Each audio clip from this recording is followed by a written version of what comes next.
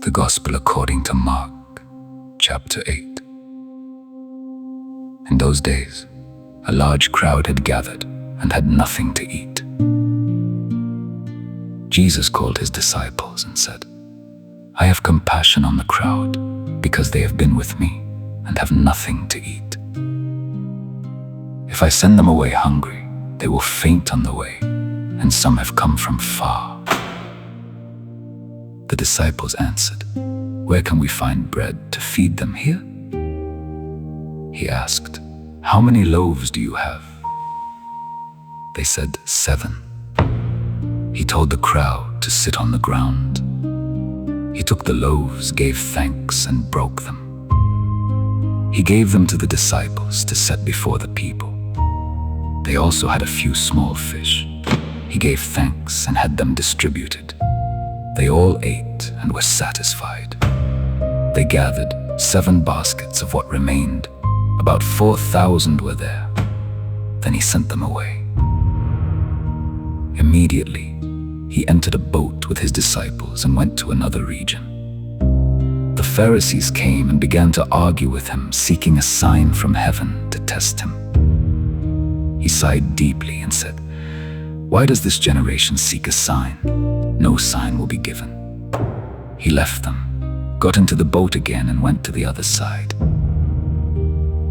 The disciples had forgotten to bring bread and had only 1 loaf. Jesus warned them, "Watch out, beware of the yeast of the Pharisees and of Herod."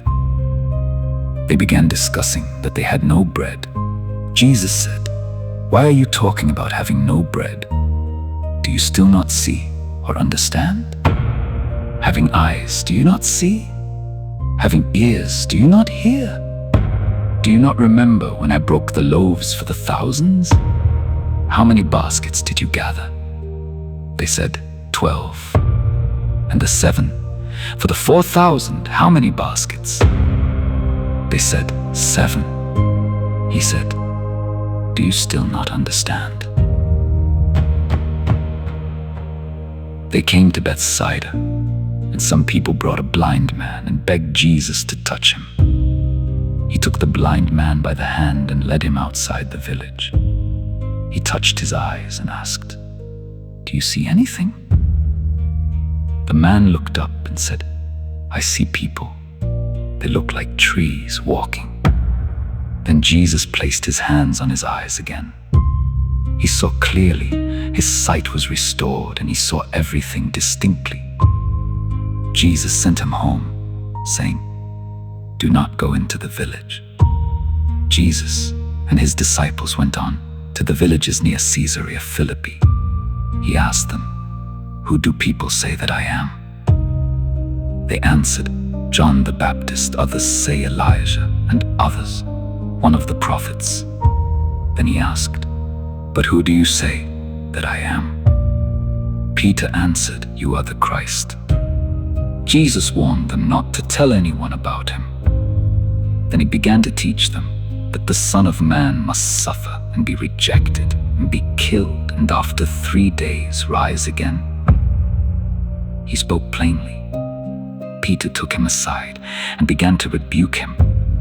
But Jesus turned and said, "Get behind me, Satan. You do not have in mind the things of God, but the things of man."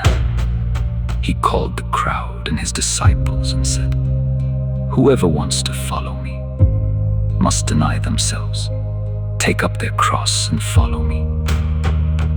For whoever wants to save their life will lose it. But whoever loses their life for my sake and for the good news will save it.